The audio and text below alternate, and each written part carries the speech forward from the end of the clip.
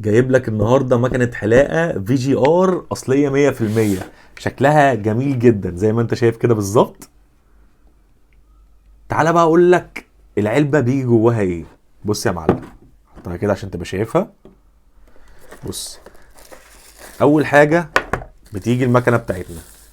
بص كده، قرب قرب. الشفرات بتاعتها معدن، حاجه محترمه جدا. فيها زرار سرعات وزرار باور. في جي ار اهي، وفيها النور هنا اللي بيبين لك اللي هي مشحونه وكله تمام.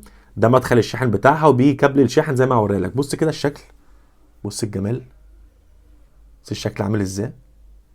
تحفه تحفه، مسكتها حلوه.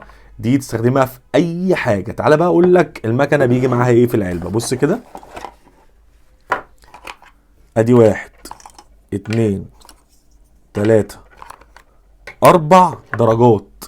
وبيجي معاها الزيت اللي يعني كل فتره بقى، كل شهرين 3 كده بتحط نقطه زيت بس عشان الشفرات بتاعته. وكمان بيجي فرشه التنظيف اهي. فرشه التنظيف دي اهو، بتنضف كده كل بعد استخدام، تقوم منضفها كويس عشان تحافظ عليها. وبيجي الكابل اللي بيشحنها زي ما قلت لك، بتتشحن. مش شرط تكون جنب فيشه بقى عشان تستخدم مكنه والجو ده، انت بتشحنها بتقعد معاك وقت طويل جدا. المكنه دي مشهوره، انا مش جاي اشهرها، هو الفي جي ار معروفه.